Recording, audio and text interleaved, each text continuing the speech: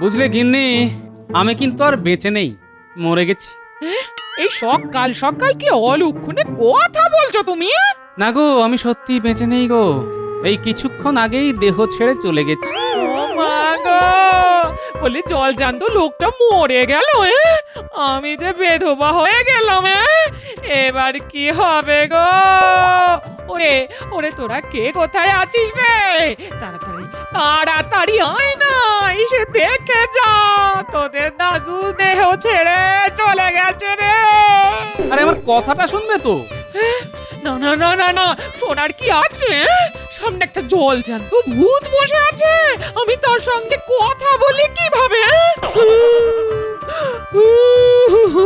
কি হয়েছে দিদা? দাদুর কিছু হয়নি তো?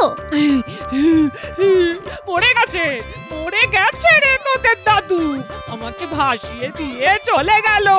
ওরে আমার কি হবে রে? তোদের কি হবে রে? তোদের দাদু যে আর নেই রে। দাদুর আবার কি হলো? ওই তো দিব্যি খাটের ওপর বসে পা দোলাচ্ছে, আর তুমি ভেবে বসলে দাদু সত্যিই মরে গেছে। আরে আমায় পুরো কথাটা বলতে না দিয়ে মরা কান্না কাঁদতে শুরু করে দিলে। তা সকালবেলা সব কথা বলতে হয়? তোরাই বল। কি আশ্চর্য! আরে পুরো কথাটা শুনবে তো নাকি? আমি বলতে গিয়েছিলাম, কাল রাতে একটা স্বপ্ন দেখেছিলাম যে আমি মরে গেছি, তোদের দিদার কাছে একটু ইলিশ মাছের পাতুরি খেতে এসেছি। আমাকে না বলতে দিয়েই তোদের ডাকতে শুরু করে দিল। কি কান্না, কি কান্না! ও দাদু, স্বপ্ন নিয়ে এত ভাবার কিছু নেই। আর যদি তুমি দেখো মহারাজা হয়ে গেছো, তাহলেই কি সেটা সত্যি হবে? এটাই তো আসল কথা। স্বপ্ন আর বাস্তবের মধ্যে অনেক তফাৎ, এটা তো বুঝতে হবে। যাকে বাবা, ভাগ্যিস তোরা এসেছিলি, নইলে এতক্ষণে হয়তো চিতায় উঠতে হতো। যাই, গিয়ে ভালো করে স্নান সেরে রাজসভায় যাই, একটু দেরি হয়ে গেল আজ।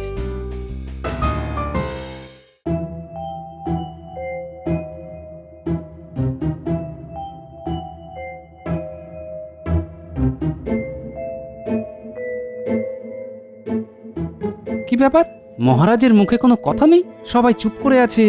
মহারাজের কি শরীর খারাপ? না গোপাল, কাল একটা স্বপ্ন দেখে মনটা খুব মুষড়ে পড়েছে। মহারাজ, স্বপ্ন তো আমরা মাঝে মাঝেই দেখি, কিন্তু তা নিয়ে খুব একটা মাথা ঘামাই না। ওই ওই শুরু হলো গোপালের জ্ঞান দেওয়ার চেষ্টা। দেখছো মহারাজের মন খারাপ, তার উপর এত বকবক দিলে তো সবকিছু মহারাজের গুলিয়ে। না না, গুলিয়ে যাবে কেন? কাল রাতের স্বপ্নের কথাটা না আবার মনে পড়ে গেল। আহা, তেমন যদি সত্যি হতো। আচ্ছা, মহারাজের কি হলে মন ভালো হয়ে যাবে, তা আমি জিজ্ঞেস করতে পারি মন্ত্রী মশাই? তোমার জিজ্ঞেস করার কি আছে?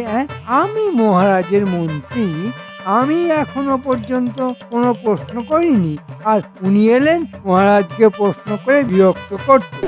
মন্ত্রী, কি হচ্ছে? গোপাল, তুমি প্রশ্ন করতে পারো। যথাজ্ঞা মহারাজ। আসলে আমি জানতে চাইছিলাম, কি এমন স্বপ্ন দেখেছেন যার জন্য আপনি এতটা উতলা হয়ে আছেন?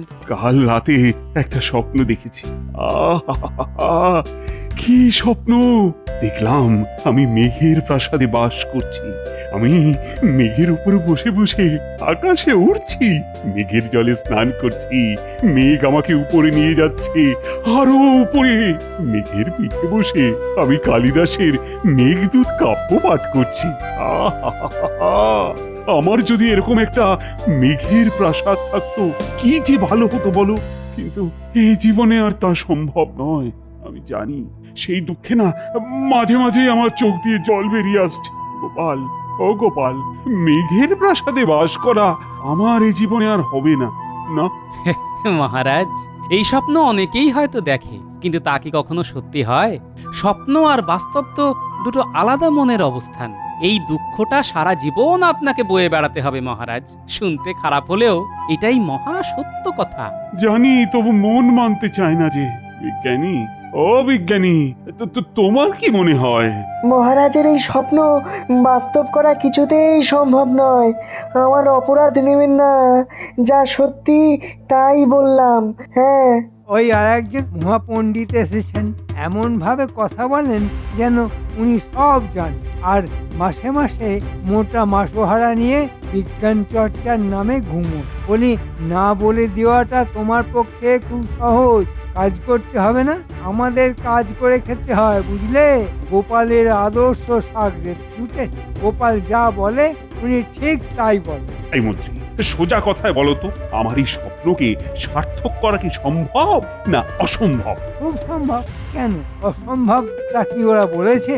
বলেনি, কারণ ওরা কিছুই জানে না। সব মূর্খের দলকে আপনি রাজসভায় জায়গা দিয়েছেন। এত কথার দরকার নেই। আচ্ছা, আপনি কি এই কাজটা করতে পারবেন? মানে মহারাজকে মেঘের প্রাসাদ বানিয়ে দিতে পারবেন? আমি তো এই কথাটাই বলতে চাইছিলাম। হ্যাঁ, আমি পারবো। মহারাজকে মেঘের প্রাসাদ আমি বানিয়ে দেব। সাবাস মন্ত্রী, সাবাস। আমি কারো মুখ থেকে এই কথাটাই শুনতে চাইছিলাম। গোপাল, তুমি আর বিজ্ঞানী এই বিষয়ে কোনো আর কথা বলো। মন্ত্রী যখন বলেছে ও পারবে, তখন ওর ওপরেই আমাকে আস্থা রাখতে হবে। তা মন্ত্রী, কবে থেকে তোমার কাজ শুরু হবে? একটা কথা আগেই বলে নি মহারাজ, এই কাজে খরচা কিন্তু প্রচুর। অনেক লোক লাগাতে হবে, আর কবে শেষ হবে সেটাও কথা দিতে পারছি না। একটু কিন্তু সময় লাগবে। গোপাল যেন আমায় এ ব্যাপারে প্রশ্ন করে উত্ত্যক্ত না করে। গোপাল, তুমি কিন্তু এ ব্যাপারে একেবারে চুপ করে থাকবে। মন্ত্রীকে তার কাজ করতে দিও। আজ যা চাল চেলে এসেছি না, আর তোদের ভাতের অভাব হবে না। কি চাল মন্ত্রী মশাই? মহারাজের খুব শখ মেঘের প্রাসাদে থাকবেন, মেঘের পিঠে চড়ে ঘুরে বেড়াবেন। আমি সেই মেঘের প্রাসাদ বানিয়ে দেব বলে কথা দিয়ে এসেছি। সত্যি আমাকে সেই প্রাসাদে একটা চাকরির ব্যবস্থা করে দেবেন? আমি মেঘের উপরে চেপে মহারাজের সেবা করব। আরে তুই মরকট না গাধা রে? মেঘের ওপর কোনো প্রাসাদ কখনো হয়? কোনোদিনও দেখেছিস? না, তা দেখিনি। তবে আপনি তো আর এমনি এমনি মহারাজকে কথা দিয়ে আসেননি। নিশ্চয়ই হয়, নইলে আপনি বলবেন কেন? আমি বলেছি মোহর গেড়ানোর জন্য। যার ভাগ তোরাও পাবি, বুঝলি? আমরা পাবো কেন? দেখুন, কাজ না করে রোজগার করাটা আমাদের পোষাবে না। ওরা কাজ না করলে আমি রাখি তোদের? মহারাজকে ধোঁকা দেওয়ার জন্য তোদের মাটি কোপাতে হবে। মহারাজ জিজ্ঞেস করলে বলবি মাটির তলায় ভিত তৈরি হচ্ছে, ওপরে বিরাট প্রাসাদ হবে তো তাই। খবরদার, মেঘের প্রাসাদের কথা কাউকে বলবি না, লোকে কিন্তু মহারাজের কান ভাঙাবে। সব বুঝে গেছি, আর কিচ্ছু বলতে হবে না। আপনি নিশ্চিন্তে থাকতে পারেন। আচ্ছা বিজ্ঞানী, মেঘের ওপর প্রাসাদ বানানো কি সত্যি সম্ভব? গোপাল, তোমার মতো বিচক্ষণ লোক এরকম একটা বোকার মতো প্রশ্ন আমায় করছে? হ্যাঁ, না মানে আমি বিশ্বাস করি না এই কাজ সম্ভব। কিন্তু কিন্তু মন্ত্রী কি করে এত জোর দিয়ে কথাটা বললো যে এই প্রাসাদ ও তৈরি করে দেবে? নিশ্চয়ই ওর কোনো স্বার্থ আছে। তবে নজর রাখতে হবে, ঠিক সময়ে ঠিক খেলাটা খেলতে হবে। নজর কি করে রাখবো? মহারাজ তো তোমায় এ ব্যাপারে কোনো কথাই না বলতে বলেছেন। তাহলে আচ্ছা, সবকিছুই কি মহারাজকে বলে করতে হবে? হ্যাঁ, ঠিক সময়ে জানালেই চলবে। আমরা তো মহারাজের ভালোর জন্যই নজর রাখার কাজটা করছি। হ্যাঁ, তুমি ঠিক কথাই বলেছ। গোপনে নজর রাখতে হবে, যাতে মহারাজ জানতে না পারেন।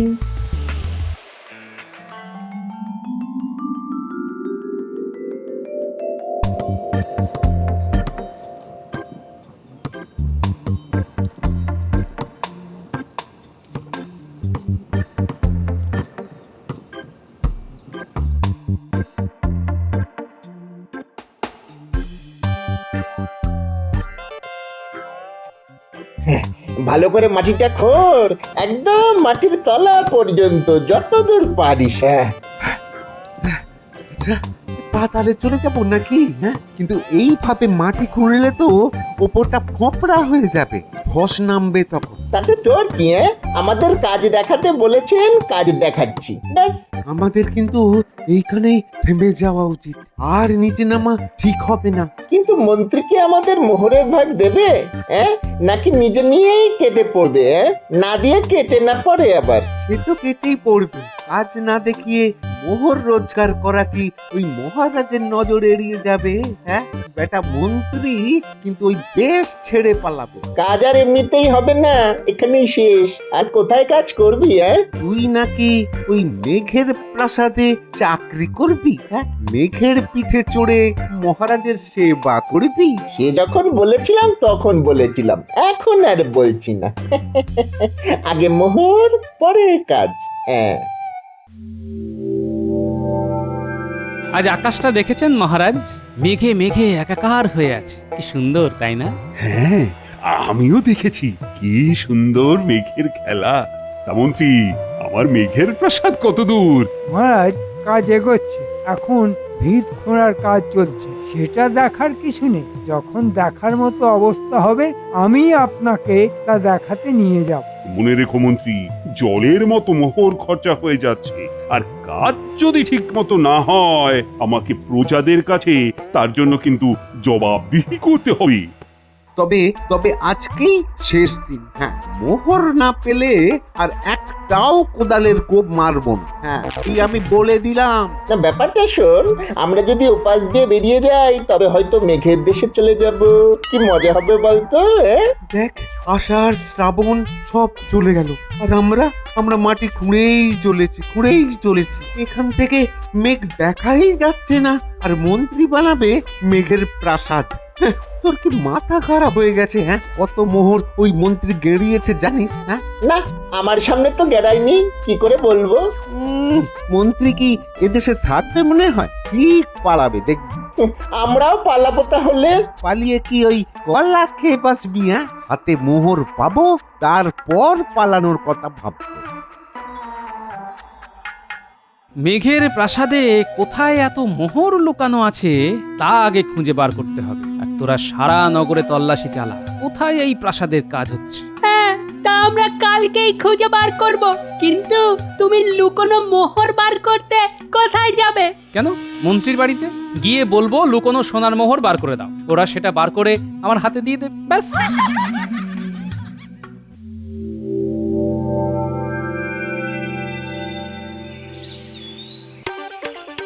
মাগো, শেষ কবে খেয়েছি মনে করতে পারছি না, একটু অন্ন জল দেবে? ঈশ্বর তোমার মঙ্গল করবেন। আহা, কি চেহারা হয়েছে গো তোমার! এসো, দাওয়ায় বসো, আমি তোমার জন্য দুমুঠো ভাত ডাল নিয়ে আসি। ওষুধে কাজ হয়েছে, দেখি কোনো সংবাদ পাই কিনা।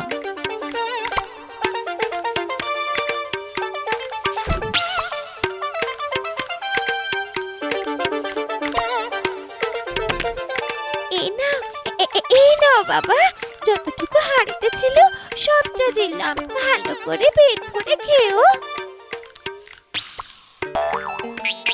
আর ভাত নেই না, হাড়ি একেবারে উপুর করে দিয়েছো, তাই তো? আগে হ্যাঁ বাবা, তোমার পেট ভরেনি না?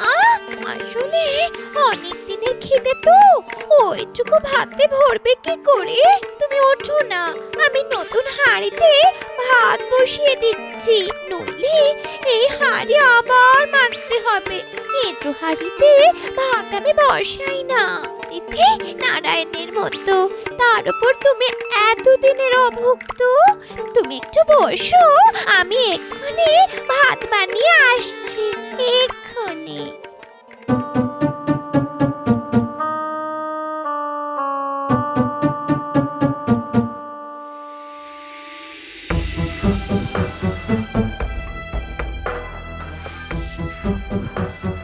কি এখানে এত বড় গর্ত কোথা থেকে এলো? কাছে পিঠে কেউ নেই তো? তোমরা কে? এখানে কি চাই? জানো এখানে একটা রাজকার্য চলছে। রাজকার্য? এখানে রাজকার্য তো রাজসভায় হয়, তা এখানে কি হচ্ছে? দেখো, এত কথা বলতে পারবো না, মন্ত্রীমশাই বলতে বারণ করেছেন। বাবা, একটা কুয়ো খুঁড়তে এত মোহর খরচা হয়ে গেল। আমরা কিন্তু এখনো কিছু পাইনি, মোহর তো সব নিয়ে গেছে মন্ত্রীটা। তবে কাল থেকে কাজ বন্ধ করে দেব, মোহর না পেলে কোনো কাজই হবে না, এ কথা তোমায় বলে দিলাম। হ্যাঁ হ্যাঁ, আমি মহারাজকে বলে দেব যে মন্ত্রী তোমাদের একটা মোহরও দেয়নি।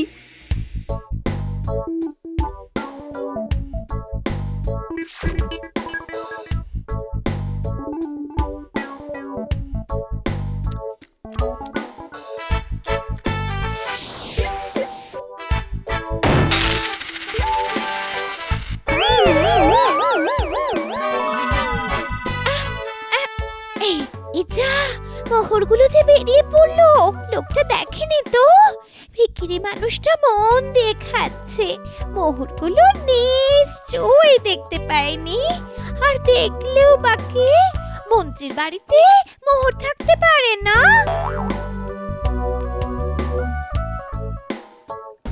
আচ্ছা, বুঝলাম। মন্ত্রীর বাড়িতেই এত মোহর লুকানো আছে, হ্যাঁ? আর কিছু দেব বাবা? না না না, ঈশ্বর তোমার মঙ্গল করুন। আমি কতদিন বাদে একটু পেট পুড়ে খেলাম।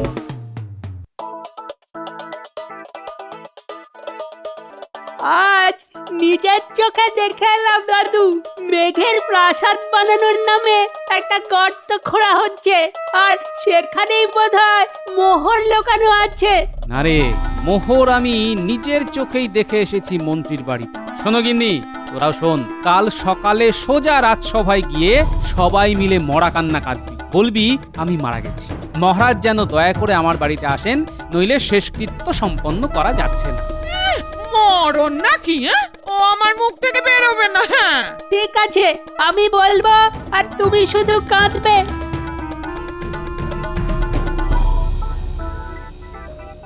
এ কি, গোপাল আজ আসেনি? কেন কেন কেন?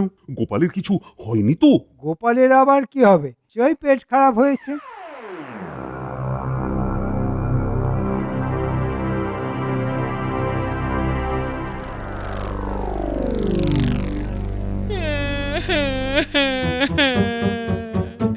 এ আমার কি হলো মহারাজ? আমি তো কখনো কোনো পাপ করিনি। ঈশ্বরে আমার কি করলো? কি হয়েছে? গোপালের কিছু হলো? আরে আমাকে শিগগিরই জানাও। দাদু আর নেই মহারাজ, দাদু আর নেই। কাল রাতে দাদুকে কালো যেন এসে গলা টিপে মেরে গেছে। আজ সকালে দিদা তা দেখেই আমাদের খবর দিল। দয়া করে আপনি একবার চলুন, নইলে নইলে যে দাদুর শেষকৃত্য করা যাচ্ছে না। কি বলছো এসব? গোপালকে হত্যা করা হয়েছে? কারা কারা এসব করলো? মন্ত্রী, কার এত বড় সাহস যে গোপালকে হত্যা করতে পারে? মন্ত্রী, তুমি এক্ষুনি সবাইকে নির্দেশ দাও, যেভাবেই হোক গোপালের হত্যাকারীকে আমার চাই। আর এখন চলো আমরা সবাই মিলে গোপালের বাড়ি যাই।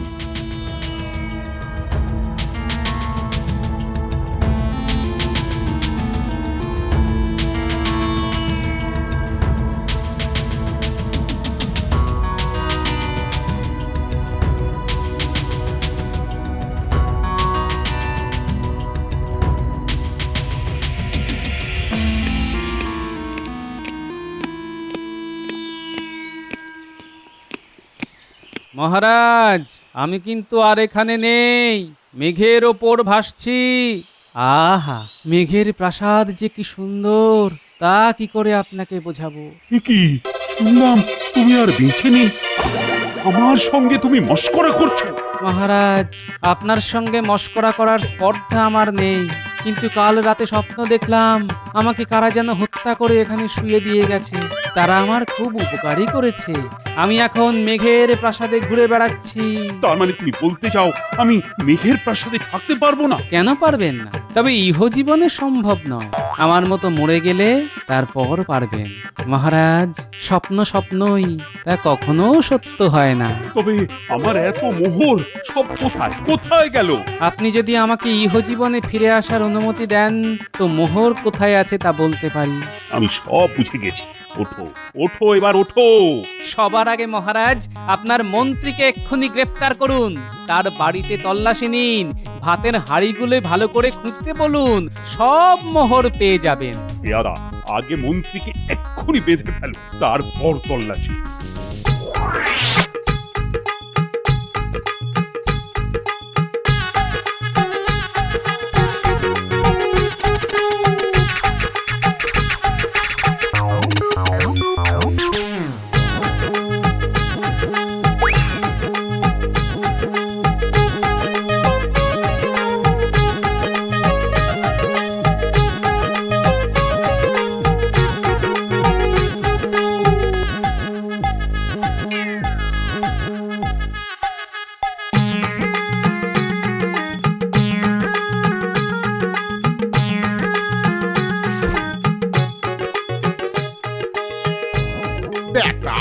ভাতের হাঁড়িতে পর্যন্ত সোনা রেখেছে, একদিন দেখবি না খেতে পেয়ে মরবে। এমনকি পুরনো উনুনের মধ্যেও এই বেটার লোভের কোনো শেষ নেই। ভাগ্যিস কপাল ছিল। এরকম এরকম লোভী মন্ত্রীকে কি শাস্তি দেওয়া যায় বলতো গোপাল? সেটা আপনি ঠিক করুন মহারাজ। শত হলেও মন্ত্রীমশাই আমার সহকর্মী। ঠিক আছে, ও মেঘের রাজ্যে আমাকে নিয়ে যেতে চেয়েছে, ওকে সেখানেই পাঠানো হবে। রাজ্যের সবচাইতে উঁচু তাল গাছের উপর মন্ত্রীকে বেঁধে রাখলে মনে হয় ও মেঘের রাজ্যেই থাকবে। আমি মহারাজ আমার কাজ করেছি, এবার আমায় বিদায় দিন। বাড়ির সবাই আমার জন্য অপেক্ষা করছে। তোমার জন্য আমার এতগুলি মোহর ফিরে পেলাম, এর অর্ধেক তোমার। না মহারাজ, মোহরের প্রতি আমার কোনো লোভ নেই। আপনার সেবা করাই আমার কাজ। ওরে ওরে তোরা শাঁখ বাজা, বলি জ্যান্ত ভূত ফিরে এসেছে। উলুধ্বনি কর রে, ভূতের মাথা বলেই এত বুদ্ধি। জ্যান্ত হলে কি আর বাট পাট ধরতে পারত? আমি ভূত হয়ে তোমার ঘাড় মটকালে কি তুমি খুশি হতে? বালাই সৎ, তুমি ভূত হলে তো আমায় ভূতনি হতে হতো। ঘরের ভূত ঘরে ফিরে এসেছে, এর চাইতে বেশি কিছু আমি চাই না।